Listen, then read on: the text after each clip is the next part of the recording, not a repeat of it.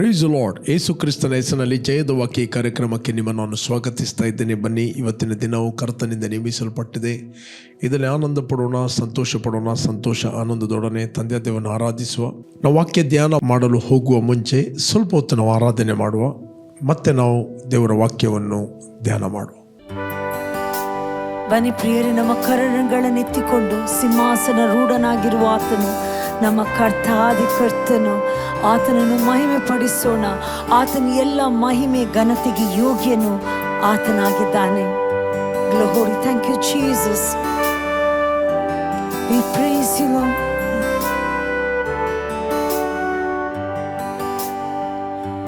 ಮಹಿಮೆ ಮಹಿಮೆ ದೇವ ಕುರಿ ಮರಿಗೆ ಮಹಿಮೆ ಮಹಿಮೆ ದೇವ ಕುರಿ ಮರಿಗೆ ಮಹಿಮಕರ್ತಕಿ ಸ್ತುತಿಗೆ ಯೋಗ್ಯನೇ ಸಿಂಹಾಸನರೂಢನೇ.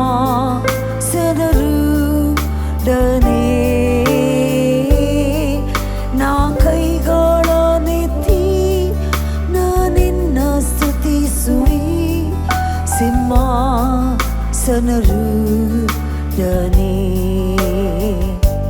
Glory, glory, glory to the Lamb. Glory, glory, glory to the Lamb. For you are glorious and worthy to be praised, the Lamb upon the throne. And all to will lift our voice in praise to the Lamb upon the throne, to the Lamb upon the throne. Thank you Jesus. ದೇವರ ನಾಮಕ್ಕೆ ಸ್ತೋತ್ರವಾಗಲಿ. ನಾವು ಇವತ್ತು ಧ್ಯಾನಕ್ಕೆ ತೆಗೆದುಕೊಂಡಂಥ ದೇವರ ವಾಕ್ಯದ ಭಾಗ ಲೂಕನು ಬರೆದ ಸುವಾರ್ತೆಯಲ್ಲಿ 12ನೇ ಅಧ್ಯಾಯದಲ್ಲಿ 13, 14, 15, 16ನೇ ವಚನ. ಈ ವಚನವನ್ನು ನಾವು ಧ್ಯಾನ ಮಾಡುವ. ನಾನು ಓದ್ತೇನೆ ಮೊದಲು. ಆಗ ಜನರಲ್ಲಿ ಒಬ್ಬನು, ಬೋಧಕನೇ, ತಂದೆಯ ಆಸ್ತಿಯನ್ನು ನನಗೆ ಪಾಲು ಮಾಡಿಕೊಡುವಂತೆ ನನ್ನ ಅಣ್ಣನಿಗೆ ಹೇಳು ಎಂದು ಆತನನ್ನು ಕೇಳಲು, ಆತನು, ಎಲ್ಲ ಮನುಷ್ಯ ನನ್ನ ನಿಮಗೆ ನ್ಯಾಯಾಧಿಪತಿಯನ್ನಾಗಿಯೂ ಅಥವಾ ಪಾಲು ಮಾಡುವನ್ನಾಗಿಯೂ ನೇಮಿಸಿದವರು ಯಾರು ಎಂದು ಅವನನ್ನು ಕೇಳಿ, ಜನರಿಗೆ ಎಲ್ಲ ಲೋಭಕ್ಕೂ ಎಚ್ಚರಿಕೆಯಾಗಿದ್ದು ನಿಮ್ಮನ್ನು ಕಾಪಾಡಿಕೊಳ್ಳಿರಿ. ಒಬ್ಬನಿಗೆ ಎಷ್ಟು ಆಸ್ತಿ ಇದ್ದರೂ ಅದು ಅವನಿಗೆ ಜೀವಾಧಾರವಾಗುವುದಿಲ್ಲ ಎಂದು ಹೇಳಿ ಒಂದು ಸಾಮ್ಯವನ್ನು ಹೇಳಿದನು. ಆ ಸಾಮ್ಯವನ್ನು ಮತ್ತೆ ನೋಡುವ. ಇಲ್ಲಿ ಒಬ್ಬ ವ್ಯಕ್ತಿ ಬರುತ್ತಾನೆ ಈ ಸ್ವಾಮಿ ಹತ್ರ. ಸ್ವಾಮಿ, ನನ್ನ ಅಣ್ಣನಿಗೆ ಹೇಳು, ನಮ್ಮ ಆಸ್ತಿಯನ್ನು ಪಾಲು ಮಾಡಿಕೊಡ್ಲಿಕ್ಕೆ ನನಗೆ ಶೇರ್ ಬೇಕು. ಓಕೆ, ಅದಕ್ಕೆ ಸ್ವಾಮಿ ಹೇಳ್ತಾನೆ, ಎಲ್ಲ ಮನುಷ್ಯ ನನ್ನನ್ನು ನಿಮ್ಮ ನ್ಯಾಯಾಧಿಪತಿಯನ್ನಾಗಿ ನೇಮಿಸಿದವರು ಯಾರು? ಓಕೆ, ನಿಮ್ಮ ಆಸ್ತಿ ಪಾಲು ಮಾಡಲಿಕ್ಕೆ. ಇವತ್ತು ಎಷ್ಟೋ ಕುಟುಂಬದಲ್ಲಿ ಆಸ್ತಿಗೋಸ್ಕರ ಜಗಳ ಆಗ್ತದೆ. ಆಸ್ತಿಗೋಸ್ಕರ ಅವ್ರ ನಂಬಿಕೆಯನ್ನು ಕಳ್ಕೊಳ್ತಾರೆ. ಆಸ್ತಿಗೋಸ್ಕರ ಒಬ್ಬರ ಮೇಲೆ ಒಬ್ಬರು ಬಿಟರ್ನೆಸ್, ಒಬ್ಬರನ್ನೊಬ್ಬರು ದ್ವೇಷಿಸ್ತಾರೆ. ಆಸ್ತಿಗೋಸ್ಕರ ಅವರ ರಿಲೇಷನ್ಶಿಪ್ ಮುರಿತದೆ. ಈವನ್ ಬಿಲೀವರ್ಗಳ ಮಧ್ಯದಲ್ಲಿ ಒಬ್ಬರಿಗೊಬ್ಬರಿಗೆ ಟ್ರಸ್ಟ್ ಇಲ್ಲ. ಓಕೆ, ಒಬ್ಬರಿಗೊಬ್ಬರಿಗೆ ಫೇತ್ಫುಲ್ನೆಸ್ ಇಲ್ಲ, ಲಾಯಾಲಿಟಿ ಇಲ್ಲ. ಇದರಿಂದ ಏನಾಗ್ತದೆ, ಅವರಿಗೆ ದೇವರ ಮೇಲೆ ಫೋಕಸ್ ಮಾಡಲಿಕ್ಕೆ ಆಗೋದಿಲ್ಲ. ಇದರಿಂದ ಸರಿಯಾಗಿ ಪ್ರಾರ್ಥನೆ ಮಾಡಲಿಕ್ಕೆ ಆಗೋದಿಲ್ಲ. ಅವರ ಆತ್ಮಿಕ ಮನುಷ್ಯನು ವೀಕ್ ಆಗುತ್ತಾನೆ. ಅವರ ಒಳಗಿನ ಮನುಷ್ಯನು ಬಲಹೀನನಾಗುತ್ತಾನೆ. ಅವರ ಒಳಗಿನ ಮನುಷ್ಯನು ಬಲಹೀನಾದ ರಿಸಲ್ಟ್ ನೆಕ್ಸ್ಟ್ ಅವರು ಕಾಯಿಲೆಗಳಿಗೆ, ವ್ಯಾಧಿಗಳಿಗೆ, ಸಮಸ್ಯೆಗಳಿಗೆ ಒಳಗಾಗುತ್ತಾರೆ. ಅವರು ದೇವರ ಉದ್ದೇಶದಿಂದ ದೂರ ಹೋಗ್ತಾರೆ. ದೇವರು ಇಟ್ಟಂಥ ಪ್ಲ್ಯಾನ್, ದೇವರು ಇಟ್ಟಂಥ ಮಾರ್ಗ, ಆ ಜೀವದ ಮಾರ್ಗದಿಂದ ಅವರು ತಪ್ಪಿ ಅನೇಕ ವೇದನೆಗಳಿಂದ, ತೊಂದರೆಗಳಿಂದ ಅವರು ತೀವಿಸಿಕೊಳ್ತಾರೆ. ಯಾಕಂತ ಹೇಳಿದ್ರೆ ಅವರಿಗೆ ದೇವರ ಮೇಲೆ ಫೋಕಸ್ ಮಾಡಲಿಕ್ಕೆ ಆಗೋದಿಲ್ಲ. ದೇವರು ನಮಗೆ ಕೊಡ್ತಾನೆ ಎಂಬ ಭರವಸೆ ಇರುವುದಿಲ್ಲ. ಓಕೆ, ಅದರಿಂದ ಎಷ್ಟೋ ಕುಟುಂಬಗಳಲ್ಲಿ ಜಗಳಗಳು, ಎಷ್ಟೋ ಕುಟುಂಬದಲ್ಲಿ ಕೋರ್ಟ್ ಕೇಸ್ಗಳು, ಎಷ್ಟೋ ಕುಟುಂಬದಲ್ಲಿ ದ್ವೇಷ ಆಸ್ತಿಗೋಸ್ಕರ. ಇವನ್ ಅವರ ಹತ್ರ ಇದ್ದರೂ ಕೂಡ ಅನೇಕ ಆಶೆಗಳು. ಓಕೆ ಪ್ರಿಯರೇ, ಅದಕ್ಕೆ ಯೇಸು ಹೇಳಿದ, ಎಲ್ಲ ಲೋಭಕ್ಕೆ ಎಚ್ಚರವಾಗಿದ್ದು ನಿಮ್ಮನ್ನು ಕಾಪಾಡಿಕೊಳ್ಳ್ರಿ, ನಿಮ್ಮನ್ನು ಪ್ರೊಟೆಕ್ಟ್ ಮಾಡಿರಿ, ನಿಮ್ಮ ಆತ್ಮಿಕ ಜೀವಿತವನ್ನು ಪ್ರೊಟೆಕ್ಟ್ ಮಾಡಿರಿ. ಅನೇಕ ಆಸೆಗಳು ಬರುತ್ತವೆ. ಆಸೆಗಳಿಗೆ ಕಾರಣ ಭಯ, ಭಯದಿಂದ ಆಸೆಗಳು. ಮೇ ಬಿ ಫ್ಯೂಚರ್ನ ಭಯ, ನನ್ನ ಮಕ್ಕಳಿಗೆ ಏನಾದರೂ ಬೇಕು, ನಾಳೆ ಸಿಕ್ನೆಸ್ ಬಂದರೆ ಏನಾದರೂ ಬೇಕು, ನಾಳೆ ನಮಗೆ ಇಂಥ ಸಂಗತಿಗಳಿಗೆ ಯಾರು ನಮಗೆ ಸಹಾಯ ಮಾಡುತ್ತಾರೆ. ಆ ಒಂದು ಭಯದಿಂದ, ಫ್ಯೂಚರ್ನ ಭಯದಿಂದ ಇವತ್ತು ಅವರು ಸಂತೋಷವಾಗಿ ಜೀವಿಸ್ತಿಲ್ಲ. ಅವ್ರು ನಿರೀಕ್ಷೆಯಲ್ಲಿ ಜೀವಿಸ್ತಾರೆ, ನಾಳೆ ನನ್ನ ಜೀವಿತದಲ್ಲಿ ಒಂದು ಸಂತೋಷ ಇರ್ಬೋದು. ಕೆಲವರಿಗೆ ನಾಳೆಯ ಭಯದಿಂದ ಇವತ್ತು ಅವರು ಸಂತೋಷದಲ್ಲಿ ಇರುವುದಿಲ್ಲ. ಇವತ್ತು ಅವರು ಅನೇಕ ಸಂಗತಿಗಳಿಗೆ ಅವರು ಆಸೆ ಪಡ್ತಾರೆ. ಲೋಭ ಅಂದರೆ ಆಸೆ. ಅದಕ್ಕೆ ಈ ಸಮಯದ ಎಲ್ಲ ಲೋಭಕ್ಕೂ ಎಚ್ಚರವಾಗಿದ್ದು ನಿಮ್ಮನ್ನು ಕಾಪಾಡಿಕೊಳ್ಳ್ರಿ, ನಿಮ್ಮ ಆತ್ಮಿಕ ಜೀವಿತವನ್ನು ಕಾಪಾಡ್ರಿ, ನಿಮ್ಮ ದೇವರ ಒಟ್ಟಿಗೆ ಇರುವಂಥ ಇಂಟಿಮೇಸಿ ರಿಲೇಷನ್ಶಿಪ್ಪನ್ನು ಕಾಪಾಡ್ರಿ. ಕೆಲವೊಮ್ಮೆ ಯಾರಿಗೂ ನೀವು ಒಂದು 10,000 ರೂಪಾಯಿ ಕೊಡ್ತೀರಿ, ಆ ಮನುಷ್ಯನು ನಿಮಗೆ ಟೈಮಲ್ಲಿ ಕೊಡುವುದಿಲ್ಲ, ಮೇ ಬಿ ಅವನಿಗೆ ಕೊಡಲಿಕ್ಕೆ ಆಗಲಿಲ್ಲ. ಆಗ ಫುಲ್ಲು ನಿಮ್ಮ ಫೋಕಸ್ ಆ ವ್ಯಕ್ತಿಯ ಮೇಲೆ ಒಂದು ಬಿಟರ್ನೆಸ್. ಆ ವ್ಯಕ್ತಿ ಒಂದು ವೇಳೆ ನಂಬಿಕೆಯನ್ನು ಕಳಕೊಂಡು ತೊಂದರೆ ಇಲ್ಲ, ನೀವು ಹೋರಾಟ ಮಾಡುತ್ತೀರಿ. ನಿಮಗೆ ಗೊತ್ತಿಲ್ಲದ ರೀತಿಯಲ್ಲಿ ನಿಮ್ಮ ಆತ್ಮಿಕ ಜೀವಿತ ಅದು ಕುಂಠಿತವಾಗುತ್ತದೆ. ಅದಕ್ಕಿಂತ ಎಷ್ಟೋ ದೊಡ್ಡ ಸಂಗತಿಗಳು ದೇವರು ನಿಮಗೆ ಸ್ಟೋರ್ ಮಾಡಿಡ್ತಾನೆ. ಅದಕ್ಕಿಂತ ಎಷ್ಟೋ ಸಂಗತಿಗಳು, ಯಾವಾಗ ನೀವು ಆತ್ಮಿಕವಾಗಿ ಪ್ರಜ್ವಲಿಸ್ತಾರೆ, ಆತ್ಮಿಕವಾಗಿ ನೀವು ಉರಿದರೆ, ಅನೇಕ ಸಂಗತಿಗಳು ಬೇರೆ ಕಡೆಯಿಂದ ದೇವರು ನಿಮಗೆ ರಿಲೀಸ್ ಮಾಡುತ್ತಾನೆ. ಬಟ್ ಕೇವಲ ಒಂದು 10,000 ರೂಪಾಯಿಗೋಸ್ಕರ 10 ಲಕ್ಷವನ್ನು ನೀವು ಕಳಕೊಳ್ತೀರಿ. ಓಕೆ, 10 ಲಕ್ಷವನ್ನು. ಯಾಕೆ? ಆ ಮನುಷ್ಯನ ಮೇಲೆ ಫೋಕಸ್, ಆ ಮನುಷ್ಯನ ಮೇಲೆ ಬಿಟರ್ನೆಸ್, ಆ ಮನುಷ್ಯನ ಮೇಲೆ ದ್ವೇಷ.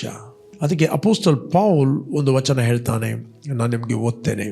6ನೇ ಅಧ್ಯಾಯದಲ್ಲಿ, 1 ಕೊರಿಂಥಿಯನ್ 6 ಚಾಪ್ಟರ್ 3ನೇ ವಚನದಿಂದ ನಾನು ಓದ್ತೇನೆ. ನಾವು ದೇವದೂತರಿಗೂ ತೀರ್ಪು ಮಾಡುವೆವೆಂದು ನಿಮಗೆ ತಿಳಿಯದು.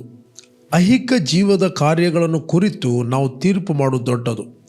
ಐಹಿಕ ಜೀವ ಸಂಬಂಧದಲ್ಲಿ ನಿರ್ಣಯಿಸತಕ್ಕ ಕಾರ್ಯಗಳು ನಿಮ್ಮಲ್ಲಿ ಇಲ್ಲದಿದ್ದರೆ ತೀರ್ಪು ಮಾಡುವುದಕ್ಕೆ ಸಭೆಯಲ್ಲಿ ಗಣನೆಗೆ ಬಾರದವರನ್ನು ಕುಳ್ಳಿರಿಸಿಕೊಳ್ಳುತ್ತೀರೋ.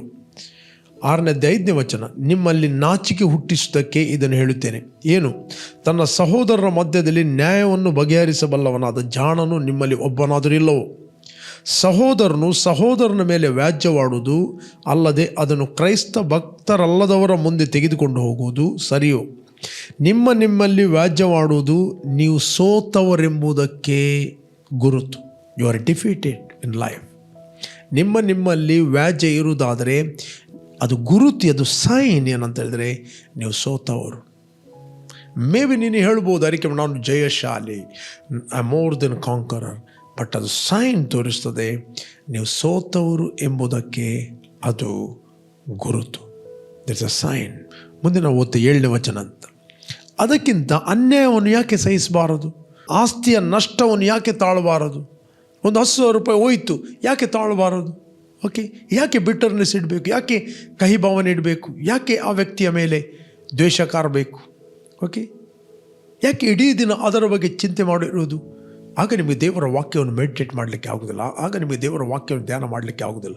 ನೀವು ದೇವರ ವಾಕ್ಯವನ್ನು ಮೆಡಿಟೇಟ್ ಮಾಡೋದಿಲ್ಲ, ಧ್ಯಾನ ಮಾಡೋದಿಲ್ಲ ಅಂತೇಳಿ ನಿಮ್ಮ ಆತ್ಮಿಕ ಮನುಷ್ಯನು ವೀಕ್ ಆಗುತ್ತಾನೆ. ಡಿಸ್ಕರೇಜ್ಮೆಂಟ್ ಆ್ಯಂಡ್ ಬಿಟರ್ನೆಸ್ ನಿಮ್ಮನ್ನು ಆಳಿದಾಗ that is a poison to your human spirit. ನಿಮ್ಮ ಆತ್ಮಕ್ಕೆ ಅದು ಪಾಯ್ಸನ್ ಆಗಿರುತ್ತದೆ. ನಿಮ್ಮ ಆತ್ಮ ಹೆಲ್ತಿ ಇಲ್ಲ ಅಂತ ಹೇಳಿದರೆ ಅದು ಅನೇಕ ಸಂಗತಿಗಳು ನಿಮಗೆ ಸ್ಟೋರ್ ಮಾಡಿದ್ದನ್ನು ಡ್ರಾ ಮಾಡೋದಿಲ್ಲ. ನಿಮ್ಮ ಆತ್ಮ ಪ್ರಜ್ವಲಿಸ್ತಾದರೆ ಆತನನ್ನೇ ದೃಷ್ಟಿಸುವವರು ಪ್ರಕಾಶವನ್ನು ಹೊಂದುವರು, ಅವರ ಮುಖವು ಲಜ್ಜೆಯಿಂದ ಕೆಡುವುದಿಲ್ಲ. ಆಗ ಅನೇಕ ಸಂಗತಿಗಳನ್ನು ದೇವರು ನಿಮಗೆ ಬೆಟರ್ ಸಂಗತಿಗಳನ್ನು ಒದಗಿಸ್ತಾನೆ. ಇವನು ಒದಗಿಸಿದರೂ ಕೆಲವರಿಗೆ ಆ 10,000 ಮೇಲೆ ಅವರಿಗೆ ಫೋಕಸ್ ಹೋಗೋದಿಲ್ಲ. ದೇವರು ಬೇರೆ ಎಲ್ಲಿಂದಲೋ ಕೊಡ್ತಾನೆ. ಅವರು ಬ್ಲೆಸ್ ಆಗಿದ್ರು, ನೀವು ಅನ್ನಿಸ್ತೀರಿ ಇದು ನನ್ನ ಸಾಮರ್ಥ್ಯ, ನಿನ್ನ ತೋಳು ಬಲದಿಂದ ಬಂದದ್ದು ಅಂತ. ಒಂದು ದಿನ ಇದ್ದದನ್ನು ಕಳಕೊಳ್ತೀರಿ. ಆ 10,000 ರೂಪಾಯಿಯಿಂದ ಬಿಟರ್ನೆಸ್ ಇಟ್ಟು, ಕಹಿ ಭಾವನೆ ಇಟ್ಟು, ಆ ಸಹೋದರನ ದ್ವೇಷಿಸಿ, ಅವನು ಶಪಿಸಿ. ಓಕೆ, ನಗುತ್ತಲ್ಲ ಯಾರ ಹತ್ರ ದೇವರು ಮಾತಾಡ್ತಾನೆ. ಯೇಸು ಸ್ವಾಮಿ ಹೇಳ್ತಾನೆ, ಎಲ್ಲ ಲೋಭಕ್ಕೂ ಎಚ್ಚರವಾಗಿದ್ದು ನಿಮ್ಮನ್ನು ಕಾಪಾಡ್ರಿ. ಒಬ್ಬನಿಗೆ ಎಷ್ಟು ಆಸ್ತಿ ಇದ್ದರೂ ಅದು ಅವನ ಜೀವಕ್ಕೆ ಆಧಾರ ಅಲ್ಲ. ನಮ್ಮ ಜೀವಕ್ಕೆ ಆಧಾರ ಕರ್ತನಾಗಿದ್ದಾನೆ. ಈಗೋ ನನ್ನ ಸೇವಕ, ಈತನಿಗೆ ನಾನೇ ಆಧಾರ. ಬೇರೆ ಯಾರು ನಿಮಗೆ ಆಧಾರ ಅಲ್ಲ. ಯಾವ ಮನುಷ್ಯ ನಿಮಗೆ ಆಧಾರ ಅಲ್ಲ. ಎಷ್ಟು ಆಸ್ತಿ ಆಧಾರ ಅಲ್ಲ. ನಿಮ್ಮ ಸೆಕ್ಯೂರ್ ಗೌರ್ಮೆಂಟ್ ಜಾಬ್ ನಿಮಗೆ ಆಧಾರ ಅಲ್ಲ. ದೇವರನ್ನು ಬಿಟ್ಟು ಏನು ನೀವು ಆಧಾರ ಮಾಡಿಕೊಂಡಿದ್ದೀರೋ ಅದೇ ನಿಮ್ಮ ಜೀವಿತದಲ್ಲಿ ಉರುಳಾಗ್ತದೆ. ದೇವರನ್ನು ಬಿಟ್ಟು ನಿಮ್ಮ FD, ಬ್ಯಾಂಕ್ ಬ್ಯಾಲೆನ್ಸ್, ಪೆನ್ಷನ್ನ ಮೇಲೆ ಆಧಾರ ಇಟ್ಟರೆ ಅದೇ ನಿಮಗೆ ಉರುಳಾಗ್ತದೆ. ದೇವರನ್ನು ಬಿಟ್ಟು ನಿಮ್ಮ ಮಕ್ಕಳನ್ನು ಆಧಾರ ಮಾಡಿದರೆ ಅದೇ ಮಕ್ಕಳು ನಿಮಗೆ ಉರುಳಾಗುತ್ತಾರೆ. ದೇವರನ್ನು ಬಿಟ್ಟು ಯಾವುದು ನೀವು ಆಧಾರ ಮಾಡ್ತೀರಿ ಅದೇ ನಿಮ್ಮ ದೇವರಾಗಿರುತ್ತಾನೆ. ನಿಮ್ಮ ಹತ್ರ ಎಲ್ಲವೂ ಇರಲಿ. ಬರ್ತದೆ ದೇವರನ್ನು ಆಧಾರ ಮಾಡೋದಂದರೆ ದೇವರ ವಾಕ್ಯವನ್ನು ಆಧಾರ ಮಾಡಿಕೊಳ್ಳೋದು. ಓಕೆ, ದೇವರ ವಾಕ್ಯವನ್ನು ಆಧಾರ ಮಾಡಿಕೊಳ್ಳೋದು. ದೇವರ ಜ್ಞಾನ, ದೇವರ ವಾಕ್ಯ, ದೇವರ ಜ್ಞಾನವು ಬೆಳ್ಳಿ, ಹವಳ, ಬಂಗಾರಕ್ಕಿಂತಲೂ ಶ್ರೇಷ್ಠವಾದದ್ದು. ಜ್ಞಾನ ಎಂಬಾಕೆಯ ಬಲಗೈಯಲ್ಲಿ ಬೈಬೀಳುತ್ತದೆ ದೀರ್ಘಾಯುಷ್ಯ, ಎಡಗೈಯಲ್ಲಿ ಧನ ಮತ್ತು ಘನತೆಗಳಿರ್ತವೆ. ನಿನ್ನ ಹತ್ರ ಜ್ಞಾನ ಇದೆಯೋ ದೀರ್ಘಾಯುಷ್ಯ ಇರ್ತದೆ. ನಿನ್ನ ಹತ್ರ ಜ್ಞಾನ ಇದೆಯೋ ಧನ ಮತ್ತು ಘನತೆ ಇರ್ತದೆ, ಗೌರವ ಇರ್ತದೆ. ಗೌರವ ಬರುವುದು ನಿನ್ನ ಮನುಷ್ಯ ಜ್ಞಾನದಿಂದ ಅಲ್ಲ, ಗೌರವ ಬರುವುದು ದೇವರಿಂದ. ದೇವರು ನಿಮ್ಮನ್ನು ಸನ್ಮಾನಿಸ್ತಾರೆ. No one can put you down. ಆದ್ದರಿಂದ ನಿಮ್ಮ ಗೌರವಕ್ಕೆ ಆಧಾರ ದೇವರಾಗಿದ್ದಾನೆ. ನಿಮ್ಮ ಗೌರವಕ್ಕೆ ಆಧಾರ ನಿಮ್ಮ ಕೈಯಲ್ಲಿ ಹಣ ಅಲ್ಲ, ನಿಮ್ಮ ಸೆಕ್ಯೂರ್ ಜಾಬ್ ಅಲ್ಲ, ನಿಮ್ಮ ಬಿಸ್ನೆಸ್ ಅಲ್ಲ, ನಿಮ್ಮ ಗೌರ್ಮೆಂಟ್ ಜಾಬ್ ಅಲ್ಲ, ನಿಮ್ಮ ಪೆನ್ಷನ್ ಅಲ್ಲ. ನಿಮ್ಮ ಭವಿಷ್ಯಕ್ಕೆ ಆಧಾರ ದೇವರು. ಅದು ಜ್ಞಾನ ಎಂಬಾಕೆಯ ಬಲಗೈಯಲ್ಲಿ ದೀರ್ಘಾಯುಷ್ಯ ಇರ್ತದೆ. ಹಣ ನಿನ್ನ ಭವಿಷ್ಯಕ್ಕೆ ಆಧಾರ ಅಲ್ಲ, ದೀರ್ಘಾಯುಷ್ಯಕ್ಕೆ ಆಧಾರ ದೇವರಾಗಿದೆ. ಅದಕ್ಕೋಸ್ಕರ ಯೇಸು ಸ್ವಾಮಿ ಒಂದು ಸಾಮ್ಯ ಹೇಳ್ತಾನೆ, ಅವನಿಗೆ ಎಷ್ಟೇ ಆಸ್ತಿ ಇದ್ದರೂ ಅವನ ಜೀವಕ್ಕೆ, ಅವನ ಭವಿಷ್ಯಕ್ಕೆ, ಅವನ ಆಸ್ತಿಗೆ ಅದು ಆಧಾರ ಅಲ್ಲ. ಆಧಾರ ಯಾವುದು? ಜ್ಞಾನ. ಇವತ್ತು ಎಷ್ಟೋ ಮಂದಿ ಕೋಟ್ಯಾಧಿಪತಿಗಳು ಸಡನ್ಲಿ ಹಾರ್ಟ್ ಅಟ್ಯಾಕ್ ಆಗಿ ಸತ್ತರು. ಎಷ್ಟೋ ಕೋಟ್ಯಾಧಿಪತಿಗಳು ಸಂಜೆ ಮಲಗಿದ್ರು AC ರೂಮಲ್ಲಿ, ಬೆಳಿಗ್ಗೆ ಹೇಳುವಾಗ ಅವರಿಲ್ಲ. ನೋ, ಸಿ, ಅವ್ರ ಹತ್ರ ಒಂದು ಕಡೆಯಲ್ಲಿ ಧನ ಇದೆ, ಘನತೆ ಇದೆ, ದೀರ್ಘಾಯುಷ್ಯ ಇಲ್ಲ. ಓಕೆ, ಇನ್ನೊಬ್ಬರ ಹತ್ರ ದೀರ್ಘಾಯುಷ್ಯ ಇದೆ, ಧನ ಇಲ್ಲ, ಘನತೆ ಇಲ್ಲ, ಲಾಂಗ್ ಲೈಫ್. ಬಟ್ ಯಾವಾಗ ಕ್ರಿಸ್ತನ ಜ್ಞಾನದಲ್ಲಿ ನೀವು ಇರ್ತೀರಿ, ಕ್ರಿಸ್ತನ ಜ್ಞಾನದಲ್ಲಿ ನೀವು ಅಭಿವೃದ್ಧಿ ಆಗ್ತೀರಿ, ಬಲಗೈಯಲ್ಲಿ ದೀರ್ಘಾಯುಷ್ಯ ಕೂಡ ಇರ್ತದೆ, ಎಡಗೈಯಲ್ಲಿ ಧನ ಮತ್ತು ಘನತೆ, ಗೌರವ ಎಲ್ಲವಿರುತ್ತದೆ. ಇದು ದೇವರ ವಾಕ್ಯ ನಿಮಗೆ ಕೊಡ್ತದೆ. ಅದಕ್ಕೆ ಅಪೊಸ್ತಲ ಪೌಲನು ಹೇಳ್ತಾನೆ, ನಿಮ್ಮ ನಂಬಿಕೆಯು ಮನುಷ್ಯ ಜ್ಞಾನದ ಮೇಲೆ ಆಧಾರ ಮಾಡಿಕೊಳ್ಳದೆ ದೇವರ ಶಕ್ತಿಯನ್ನು ಆಧಾರ ಮಾಡಿಕೊಳ್ಳಬೇಕೆಂದು ನನ್ನ ಪ್ರಸಂಗದಲ್ಲಿ, ಬೋಧನೆಯಲ್ಲಿ ಮನವೊಲಿಸುವ ಜ್ಞಾನ ವಾಕ್ಯಗಳನ್ನು ಬೋಧಿಸಲಿಲ್ಲ ನಾನು. ಓಕೆ, ಇಲ್ಲಿ ಒಂದು ಸಾಮ್ಯ ಈ ಸ್ವಾಮಿ, ಅದು ನಾನು ಕಂಟಿನ್ಯೂ ಮಾಡುತ್ತೇನೆ. 12ನೇ ಅಧ್ಯಾಯ 15ನೇ ವಚನ. ಇಲ್ಲಿ 15ನೇ ವಚನ, ಜನರಿಗೆಲ್ಲ ಲೋಭಕ್ಕೂ ಎಚ್ಚರಿಕೆಯಾಗಿದ್ದು ನಿಮ್ಮನ್ನು ಕಾಪಾಡಿಕೊಳ್ಳ್ರಿ. ಒಬ್ಬನಿಗೆ ಎಷ್ಟು ಆಸ್ತಿ ಇದ್ದರೂ ಅದು ಅವನಿಗೆ ಜೀವ ಆಧಾರವಾಗುವುದಿಲ್ಲ ಎಂದು ಹೇಳಿ ಒಂದು ಸಾಮ್ಯವನ್ನು ಹೇಳಿದನು. ಅದೇನೆಂದರೆ, ಒಬ್ಬನೊಬ್ಬ ಐಶ್ವರ್ಯವಂತನ ಭೂಮಿಯು ಚೆನ್ನಾಗಿ ಬೆಳೆಯಿತು. ಒಬ್ಬನೊಬ್ಬನ ಐಶ್ವರ್ಯವಂತನ ಭೂಮಿಯು ಚೆನ್ನಾಗಿ ಬೆಳೆಯಿತು. ಭೂಮಿ ಅಂದರೆ ಚೆನ್ನಾಗಿ ಕೃಷಿ ಮಾಡಿದ, ಚೆನ್ನಾಗಿ ಬೆಳೆ ಮಾಡಿದ, ಒಳ್ಳೆಯ ಲಾಭ ಬಂತು, ಖರ್ಚು ಕಡಿಮೆ ಆಯಿತು, ಒಳ್ಳೆಯ ಲಾಭ ಬಂತು, ದೇವರು ಟ್ರೆಮೆಂಡಸ್ಲಿ ಬ್ಲೆಸ್ ಮಾಡಿದ. ಓಕೆ, ಇವತ್ತು ಅನೇಕ ಜನರನ್ನು ಅವರು ಪ್ರಾರಂಭದಲ್ಲಿ ದೇವರ ಕಡೆಗೆ ಬರುವಾಗ ದೇವರ ಹತ್ರ ಪ್ರಾರ್ಥನೆ ಮಾಡ್ತಾರೆ, ದೇವರೊಟ್ಟಿಗೆ ಅವರು ಕವನೆಂಟ್ ಮಾಡ್ತಾರೆ, ದೇವರನ್ನು ಟ್ರೆಮೆಂಡಸ್ಲಿ ಬ್ಲೆಸ್ ಮಾಡ್ತಾನೆ. ಸಿ, ಬ್ಲೆಸ್ ಮಾಡೋದು ಯಾಕೆ? ದೇವರು ಯಾಕೆ ಆಶೀರ್ವಾದ ನಿನ್ನ ಭೂಮಿಯನ್ನು, ನಿನ್ನ ಬಿಸ್ನೆಸ್ಸನ್ನು, ನಿನ್ನ ಕೆಲಸವನ್ನು ಯಾಕೆ ದೇವರು ಆಶೀರ್ವಾದ ಮಾಡ್ತಾನೆ? ಮೊದಲು ನಾವು ಫೈಂಡ್ ಔಟ್ ಮಾಡಬೇಕು, ಯಾಕೆ ನನ್ನನ್ನು ದೇವರು ಅಭಿವೃದ್ಧಿ ಮಾಡಿದ್ದಾನೆ. 2 ಸಾಮ್ಯುಯೇಲ್ 5:12 ಹೇಳ್ತದೆ, ಯಾಕೆ ಅಭಿವೃದ್ಧಿ ಮಾಡಿದ್ದಾನೆ ಒಬ್ಬ ತಿಳಿದುಕೊಂಡ. ಯಾರು? ಡೇವಿಡ್.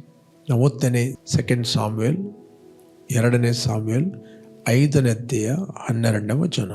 ಇದರಿಂದ ದಾವೀದನು, ಯೆಹೋವನು ನನ್ನನ್ನು ಇಸ್ರಾಯೇಲ್ ರಾಜನಾಗಿ ಸ್ಥಿರಪಡಿಸಿ ತನ್ನ ಪ್ರಜೆಗಳಾದ ಇಸ್ರಾಯೇಲರ ನಿಮಿತ್ತವಾಗಿ ತನ್ನ ರಾಜ್ಯವನ್ನು ವೃದ್ಧಿಪಡಿಸುತ್ತಾನೆಂದು ತಿಳಿದುಕೊಂಡನು. ಯಾಕೆ ನನ್ನ ರಾಜ್ಯವನ್ನು ವೃದ್ಧಿಪಡಿಸಿದನು? ಯಾಕೆ ನನ್ನ ರಾಜ್ಯವನ್ನು ಪ್ರಾಸ್ಪರ್ ಮಾಡಿದನು? ಬೈಬಲ್ ಹೇಳ್ತದೆ, ಇದು ದೇವರಿಗೆ ತಿಳುವಳಿಕೆ ಉಂಟು. ಯಾಕೆ ಅವನ್ನು ಪ್ರಾಸ್ಪರ್ ಮಾಡಿದ್ದೇನೆ, ಯಾಕೆ ಅವನು ಬ್ಲೆಸ್ ಮಾಡಿದ್ದೇನೆ, ಯಾಕೆ ಅಭಿವೃದ್ಧಿಪಡಿಸಿದ್ದೇನೆ, ದೇವರಿಗೆ ಗೊತ್ತುಂಟು. ಬಟ್ ಆ ವ್ಯಕ್ತಿ ತಿಳಿಯುವಂಥದ್ದು ಇಂಪಾರ್ಟೆಂಟ್. ಆ ತಿಳುವಳಿಕೆ ಕೊಡುವಂಥದ್ದೇ ದೇವರ ವಾಕ್ಯ. ಆತ್ಮ ಸಂಬಂಧವಾದ ಆತ್ಮಿಕ ರೀತಿಯಲ್ಲಿ ನಾವು ತಿಳಿಯುವಂಥದ್ದು. ದಾವೀದನು ತಿಳಿದುಕೊಂಡ, ಯಾರ ನಿಮಿತ್ತ? ಇಸ್ರಾಯೇಲ್ ನಿಮಿತ್ತ ನನ್ನನ್ನು ವೃದ್ಧಿಪಡಿಸಿದನು. ಪ್ರೇರೆ, ಇವತ್ತಿನವನು ಬ್ಲೆಸ್ ಮಾಡ್ತಾನೆ, ವೃದ್ಧಿ ಮಾಡುತ್ತಾನೆ, ಸ್ವಾರ್ಥಗೋಸ್ಕರ ಅಲ್ಲ, ಲೋಭಗೋಸ್ಕರ ಅಲ್ಲ, ದೇವರ ಸಭೆಗೋಸ್ಕರ, ದೇವರ ರಾಜ್ಯಗೋಸ್ಕರ ಅಭಿವೃದ್ಧಿಪಡಿಸ್ತಾನೆ. ಓಕೆ, ಇದನ್ನು ತಿಳಿದುಕೊಂಡ. ಬಟ್ ಈ ಮನುಷ್ಯ ಅಭಿವೃದ್ಧಿಯಾದ ನಂತರ ಏನು ಮಾಡಿದ? ಲೂಕನು ಬರೆದ ಸುವಾರ್ತೆಯಲ್ಲಿ 12ನೇ ವಚನ. ಆದರೆ ಒಬ್ಬನೊಬ್ಬ ಐಶ್ವರ್ಯವಂತನ ಭೂಮಿ ಚೆನ್ನಾಗಿ ಬೆಳೆಯಿತು. 17ನೇ ವಚನ. ಆಗ ಅವನು ತನ್ನೊಳಗೆ, ನಾನೇನು ಮಾಡಲಿ, ನನ್ನ ಬೆಳೆಯನ್ನು ತುಂಬಿಡುವುದಕ್ಕೆ ನನಗೆ ಸ್ಥಳವಿಲ್ಲವಲ್ಲ ಎಂದು ಆಲೋಚಿಸಿ ಒಂದು ಕೆಲಸ ಮಾಡುತ್ತೇನೆ. ನನ್ನ ಕಣಜಗಳನ್ನು ಕೀಳಿಸಿ ಅವುಗಳಿಗಿಂತ ದೊಡ್ಡ ಕಣಜಗಳನ್ನು ಕಟ್ಟಿಸುವೆನು. ಅಲ್ಲಿ ನನ್ನ ಎಲ್ಲ ದವಸ ಧಾನ್ಯಗಳನ್ನು, ಸರಕುಗಳನ್ನು ತುಂಬಿಟ್ಟು, ನನ್ನ ಜೀವಾತ್ಮಕ್ಕೆ ಜೀವವೇ, ಅನೇಕ ವರ್ಷಗಳಿಗೆ ಬೇಕಾದಷ್ಟು ಸರಕು ನಿನಗೆ ಬಿದ್ದಿದೆ, ವಿಶ್ರಮಿಸಿಕೋ, ಊಟ ಮಾಡು, ಕುಡಿ, ಸುಖಪಡು ಎಂದು ಹೇಳುವೆನು. See, everything is selfishness. ಅವನು ಹೇಳ್ಬೋದಿತ್ತು, ದೇವರು ನನ್ನನ್ನು ಬ್ಲೆಸ್ ಮಾಡಿದ್ದಿ, ನಾನು ನಿನ್ನ ರಾಜ್ಯಕ್ಕೆ ಕೊಡುತ್ತೇನೆ, ಕಷ್ಟದಲ್ಲಿದ್ದವರು ಕೊಡ್ತೇನೆ, ವಿಧವೆಯರಿಗೆ ಕೊಡ್ತೇನೆ, ಬಡವರಿಗೆ ಕೊಡ್ತೇನೆ, ಅನೇಕರಿಗೆ ನಾನು ಹೆಲ್ಪ್ ಮಾಡುತ್ತೇನೆ, ನಿನ್ನನ್ನು ಆಶೀರ್ವಾದವಿಟ್ಟಿದ್ದಿ, ಇದನ್ನು ಮಾಡುವೇನು ಅಂತ ಹೇಳ್ಬೋದಿತ್ತು. ಅವನು ಯಾವುದನ್ನು ಹೇಳಲಿಲ್ಲ. ಬೇಕಾದಷ್ಟು ವರ್ಷಕ್ಕೆ ನನಗೆ ಸರಕು ಬಿದ್ದಿದೆ, ನನ್ನ ಜೀವಾತ್ಮಕ್ಕೆ ನಾನು ಹೇಳ್ತೇನೆ, ತಿನ್ನು, ಕುಡಿ, ಸುಖಪಡು ಎಂದು ಹೇಳುವೆನು. Everything is selfish word. Everything is selfishness. ಮುಂದೆ ನಾನು ಓದ್ತೇನೆ. ಆದರೆ ದೇವರು ಅವನಿಗೆ, ಬುದ್ಧಿಹೀನ ನೀನು ಜ್ಞಾನಿ ಅಲ್ಲ, ನೀನು ಮೂರ್ಖ, ನೀನು ಬುದ್ಧಿಹೀನನು. ನೀನು ಜ್ಞಾನಿಯಾಗಿದ್ದರೆ ಬಲಗೈಯಲ್ಲಿ ದೀರ್ಘಾಯುಷ್ಯ, ಎಡಗೈಯಲ್ಲಿ ಧನ ಮತ್ತು ಘನತೆ. ಬುದ್ಧಿಹೀನ, ನೋ ಲಾಂಗ್ ಲೈಫ್. ಸಿ, ಆದರೆ ದೇವರು ಅವನಿಗೆ, ಬುದ್ಧಿನ ನೀನು, ಈ ಹೊತ್ತು ರಾತ್ರಿ ನಿನ್ನ ಪ್ರಾಣವನ್ನು ನಿನ್ನ ಕಡೆಯಿಂದ ಕೇಳುವರು, ಆಗ ನೀನು ಸಿದ್ಧ ಮಾಡಿಟ್ಟಿರುವುದು ಯಾರಿಗಾಗೋದು ಎಂದು ಹೇಳಿದನು. ತನಗೋಸ್ಕರ ದ್ರವ್ಯವನ್ನು ಇಟ್ಟುಕೊಂಡು, ಮಾರ್ಕ್ ದಿಸ್ ವರ್ಡ್, 21ನೇ ವಚನ, 12ನೇ ವಚನ ಲೂಕ್. ತನಗೋಸ್ಕರ ದ್ರವ್ಯವನ್ನು ಇಟ್ಟುಕೊಂಡು ದೇವರ ವಿಷಯಗಳಲ್ಲಿ ಐಶ್ವರ್ಯವಂತನಾಗದೆ ಇರುವವನು ಅವನಂತೆ. ಅವನ ಎಕ್ಸಾಂಪಲ್. ಯೇಸುಸ್ವಾಮಿ ಕತೆ ಹೇಳಲಿಲ್ಲ. ಯಾರೆಲ್ಲ ಈ ರೀತಿ ಜೀವಿಸ್ತಾರೆ ಅವರು ಸಡನ್ಲಿ ಹೋಗ್ತಾರೆ. Sudden death, sudden heart attack. ಇದು ಹೆದರಿಸುವಂಥದ್ದಲ್ಲ, ಇಸ್ ಅ ಪ್ರಿನ್ಸಿಪಲ್. ಸ್ವಾಮಿ ಹೇಳಿದ್ದು ಅವನಂತೆ. ಅದಕ್ಕೋಸ್ಕರ ಎಲ್ಲ ಲೋಭಕ್ಕೂ ಎಚ್ಚರವಾಗಿದ್ದು ನಿಮ್ಮನ್ನು ಕಾಪಾಡು. ಅಟ್ಲೀಸ್ಟ್ ನೀನು ಬಡವರ ಮೇಲೆ ದಯ ಇಡ್ತೀಯೋ? ದೇವರು ನಿನ್ನನ್ನು ಬ್ಲೆಸ್ ಮಾಡಿದ್ದಾನೆ. ಯಾಕೆ? ಹೊಗಳಲಿಕ್ಕ, ಪ್ರೌಡ್ ಮಾತಾಡಲಿಕ್ಕ, ಇತರಿಗೆ ತೋರಿಸ್ಲಿಕ್ಕ ನಾನು ದೊಡ್ಡವನಂತ? ದೇವರನ್ನು ಬ್ಲೆಸ್ ಮಾಡಿದ್ದಾನೆ to be a blessing. Bible ಹೇಳುತ್ತೆ, ಧರ್ಮವು ಮೃತ್ಯು ವಿಮೋಚಕ. ಜಾನೋಕ್ತಿ 10ನೇ ವಚನ. ದ್ರವ್ಯವು ವ್ಯರ್ಥ, ಧರ್ಮವು ಮೃತ್ಯುವಿನಿಂದ ರಕ್ಷಕ. ಮೃತ್ಯು ಅಂದರೆ ಮರಣದಿಂದ ರಕ್ಷಕ, ಧರ್ಮ ಅಂದರೆ ಕೊಡುವಂಥದ್ದು. ಪ್ರೇರೆ, ಎಲ್ಲಿ ನೀವು ಇದ್ದೀರಿ, ನೀವು ಯಾರು ವಾಚ್ ಮಾಡ್ತಾ ಇದ್ದೀರಿ? I am helping you through the word of God. Live a long life. ಜ್ಞಾನಿಯ ಬಲಗೈಯಲ್ಲಿ ದೀರ್ಘಾಯುಷ್ಯ ಇರ್ತದೆ. ಈ ವ್ಯಕ್ತಿ ಬುದ್ಧಿಹೀನನಂತ ಯೇಸುಸ್ವಾಮಿ ಹೇಳಿದ. ದೇವರವನಿಗೆ ಹೇಳಿದ, ನೀನು ಬುದ್ಧಿಹೀನ, ಈ ರಾತ್ರಿ ನಿನ್ನ ಪ್ರಾಣ ಕೇಳಲ್ಪಡೋದು. ಅಂದರೆ ಸಂಜೆ ಮಲಗುವಾಗ, ಬೆಳಿಗ್ಗೆ ಏಳುವಾಗ ಅವನಿಲ್ಲ. Heart attack, sudden death is not God's will. ಸಡನ್ಲಾಗಿ ಸಾಯುವುದು ಗಾಡ್ಸ್ ವಿಲ್ ಅಲ್ಲ. ಪ್ರೇರೆ, ನೀನು ಎಲ್ಲಿಂದ ವಾಚ್ ಮಾಡ್ತಾ ಇದ್ದೀನಿ? Maybe God is speaking to you. Repent. Don't be proud. Don't be proud. ಗರ್ವ ಪಡಬೇಡ, ದೀನನಾಗಿರು. ನೀನು ಅನೇಕರಿಗೆ ಆಶೀರ್ವಾದವಾಗುವುದಕ್ಕೋಸ್ಕರ ದೇವರಿಟ್ಟಿದ್ದಾನೆ. ಏನು ನೀನು ಇಲ್ಲಿ ಸೇವೆಗೆಯ, ಬಡವರಿಗೆ, ಕಷ್ಟದಲ್ಲಿಗೆ ಕೊಡ್ತೀಯೋ ಅದೆಲ್ಲವೂ ನೀನು ಪರಲೋಕದಲ್ಲಿ ಸ್ಟೋರ್ ಮಾಡಿರ್ತೀವಿ. ಪರಲೋಕದಲ್ಲಿ. ನಿಮ್ಮ ಗಂಟುಗಳನ್ನು ಪರಲೋಕದಲ್ಲಿ ಇಡ್ರಿ. ಅಲ್ಲಿ ಕಳ್ಳನು ಬರುವುದಿಲ್ಲ, ನುಸಿ ಇಡುವುದಿಲ್ಲ. ಹೇಗೆ ಪರಲೋಕದಲ್ಲಿ ಸ್ಟೋರ್ ಮಾಡಿ ಇಡುವುದು? ಪರಲೋಕದಲ್ಲಿ ಸ್ಟೋರ್ ಮಾಡಿ ಇಡುವುದು ನೀನು ಯಾವಾಗ ಡಿಸ್ಟ್ರಿಬ್ಯೂಟ್ ಮಾಡುತ್ತಿ. ಇಲ್ಲಿ ಕೂಡ 100ರಷ್ಟು, ನಿತ್ಯದಲ್ಲಿ ನಿನಗೆ 100ರಷ್ಟು ಸಿಗ್ತದೆ. ಅದಕ್ಕೋಸ್ಕರ ಬೈಬಲ್ ಕರ್ತನ ಭಕ್ತನಾಗಿ ಸತ್ತವರು ಧನ್ಯರು, ಅವರ ಕಷ್ಟ ತೀರಿತು, ಅವರ ಸುಕೃತ್ಯಗಳು ಅವರೊಡನೆ ಬರುವವು. ಅವರ ಆಸ್ತಿ, ಅವರ ಹಣ, ಅವರ ಐಶ್ವರ್ಯ ಯಾವುದು ನಿತ್ಯತ್ವಕ್ಕೆ ಬರುವುದಿಲ್ಲ. ನಿತ್ಯತ್ವಕ್ಕೆ ಬರುವಂಥದ್ದು ನೀನು ಏನು ದೇವರ ರಾಜ್ಯಕ್ಕೋಸ್ಕರ ಮಾಡಿದ್ದಿ ಅಥವಾ ದೇವರ ರಾಜ್ಯ ಮಾಡುವವರಿಗೆ ಮಿಸ್ಗೈಡ್ ಮಾಡಿದ್ಯೋ ಅದರ ಫಲವನ್ನು ನೀನೇ ಅನುಭವಿಸ್ತಿ.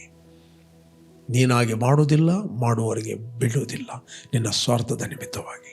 ಬೈಬಲ್ ಅಹಂಕಾರಿಗಳನ್ನು ಆತನು ಎದುರಿಸ್ತಾನೆ, ದೀನರಿಗೆ ಆತನು ಹೆಚ್ಚಾದ ಕೃಪೆ ಕೊಡುತ್ತಾನೆ. ಹೀಗೆ 3 ಗ್ರೇಸ್ ಟು ದ ಹಂಬಲ್. ಒಂದು ವೇಳೆ ನಿನ್ನ ಅಹಂಕಾರವನ್ನು ಬಿಡು, repent, commit your life to the purpose of God. ದೇವರ ಉದ್ದೇಶಕ್ಕೆ ನಿನ್ನ ಲೈಫನ್ನು ಕಮಿಟ್ ಮಾಡು. ನಾನು ನಿಮಗೋಸ್ಕರ ಪ್ರಾರ್ಥನೆ ಮಾಡ್ತೇನೆ. Thank you father. ಭೂಮಿ ಆಕಾಶಗಳನ್ನು ಉಂಟು ಮಾಡಿದ ಸರ್ವಶಕ್ತನಾದ ತಂದೆ, ಇವತ್ತು ವಾಕ್ಯದ ಮೂಲಕ ನಮ್ಮಲ್ಲಿ ಮಾತಾಡಿದಿ. ಎಲ್ಲ ಲೋಭಕ್ಕೂ ಎಚ್ಚರವಾಗದೆ ನಿಮ್ಮನ್ನು ಕಾಪಾಡಿಕೊಳ್ಳ್ರಿ. ಒಬ್ಬನಿಗೆ ಎಷ್ಟು ಆಸ್ತಿ ಇದ್ದರೂ ಅದು ಅವನ ಭವಿಷ್ಯಕ್ಕೆ, ಜೀವಕ್ಕೆ ಆಧಾರ ಇಲ್ಲ. ಆಧಾರ ನೀನಾಗಿದ್ದಿ. ನಮ್ಮನ್ನು ಏನು ಅಭಿವೃದ್ಧಿಪಡಿಸ್ತಿ, ಏನು ನಮಗೆ ಕೊಟ್ಟಿದ್ದಿ, ಅದು ನಿನ್ನ ರಾಜ್ಯಕ್ಕೋಸ್ಕರ, ನಿನ್ನ ಸಭೆಗೋಸ್ಕರ. ಕರ್ತನೆ, ಅನೇಕರಿಗೆ ಆಶೀರ್ವಾದವಾಗುವುದಕ್ಕೋಸ್ಕರ, ನಿನ್ನನ್ನು ಪ್ರತಿನಿಧಿಸುವುದಕ್ಕೋಸ್ಕರ ಈ ಲೋಕದಲ್ಲಿ ನಮ್ಮನ್ನು ಇಟ್ಟಿದ್ದಿ. Thank you father. ಅದನ್ನೇ ನಾವು ಮಾಡುವವರಾಗಿದ್ದೇವೆ. ಯೇಸು ನಾಮದಲ್ಲಿ ತಂದೆ, amen, amen. Praise God. Okay, ಯಾರನ್ನು ಬರ್ತ್ಡೇ ಮತ್ತು ವೆಡ್ಡಿಂಗ್ ಆ್ಯನಿವರ್ಸರಿಯನ್ನು ಸೆಲೆಬ್ರೇಟ್ ಮಾಡ್ತಾ ಇದ್ದೀರಿ, ನಿಮಗೋಸ್ಕರ ನಾವು ಪ್ರಾರ್ಥನೆ ಮಾಡ್ತೇವೆ. Blessed happy birthday and blessed happy wedding anniversary. ತಂದೆ, ಯಾರು ಬರ್ತ್ಡೇ ಮತ್ತು ವೆಡ್ಡಿಂಗ್ ಆ್ಯನಿವರ್ಸರಿ ಸೆಲೆಬ್ರೇಟ್ ಮಾಡ್ತಾ ಇದ್ದಾರೋ ಇವರಿಗೋಸ್ಕರ ಪ್ರಾರ್ಥಿಸ್ತೇನೆ. ಇವರು ಫ್ರೂಟ್ಫುಲ್ ಆಗಲಿ, ಬ್ಲೆಸ್ ಆಗಲಿ, ಕೆಡುಕನ ಎಲ್ಲ ಕೈಗಳಿಂದ ಇವರು ತಪ್ಪಿಸಿ ಕಾಪಾಡಬೇಕಾಗಿ ಪ್ರಾರ್ಥಿಸ್ತೇನೆ. ಇವರಿಗೆ ಹೆಚ್ಚಿನ ಕೃಪೆಯನ್ನು ಕೊಟ್ಟು ನೀನು ನಡೆಸ್ತಿ, ಅದಕ್ಕೋಸ್ಕರ ಸ್ತೋತ್ರ. ಯೇಸು ನಾಮದಲ್ಲಿ ತಂದೆ, ಆಮೆನ್. ಓಕೆ, ಜಯದ ವಾಕ್ಯ ಈ ಕಾರ್ಯಕ್ರಮವನ್ನು ಪ್ರತಿದಿನ ಬೆಳಿಗ್ಗೆ ಬಿಗ್ ಜೆ ಟಿ ವಿಯಲ್ಲಿ 7 ಗಂಟೆಯಿಂದ 7:30ಕ್ಕೆ ನೀವು ವೀಕ್ಷಿಸ್ಬೋದು. 7:30ರಿಂದ 8 ಗಂಟೆ ಇದೇ ಕಾರ್ಯಕ್ರಮವನ್ನು ರಿಪೀಟ್ ಆಗಿ ನಮ್ಮ ವರ್ಡ್ ಆಫ್ ವಿಕ್ಟ್ರಿ ಯೂಟ್ಯೂಬಲ್ಲಿ ನೀವು ವೀಕ್ಷಿಸ್ಬೋದು. ಇತರಿಗೂ ಶೇರ್ ಮಾಡಿ, ಸಬ್ಸ್ಕ್ರೈಬ್ ಮಾಡಿ, ಅನೇಕರು ಆತ್ಮಿಕ ಗ್ರಹಿಕೆಯನ್ನು, ಉತ್ತೇಜನವನ್ನು ಹೊಂದಲಿ. ಓಕೆ, ಅದೇ ರೀತಿ ಪ್ರತಿದಿನ ಸಂಜೆ ಸೋಮವಾರದಿಂದ ಗುರುವಾರದವರೆಗೆ 7:15ರಿಂದ 8 ಗಂಟೆವರೆಗೆ ಲೈವ್ ಆಗಿ ನಾನು ಮಾತಾಡ್ತಾ ಇದ್ದೇನೆ. ವರ್ಡ್ ಆಫ್ ವಿಕ್ಟ್ರಿ ಫೇಸ್ಬುಕ್ ಮತ್ತು ಯೂಟ್ಯೂಬಲ್ಲಿ ನೀವು ವೀಕ್ಷಿಸಿ, ಇತರಿಗೂ ಶೇರ್ ಮಾಡಿ. ಓಕೆ, ಕಂಟಿನ್ಯೂ ಆಗಿ ಜಯದ ವಾಕ್ಯವನ್ನು ವೀಕ್ಷಿಸಿರಿ. You are all blessed. Jesus loves you. Amen.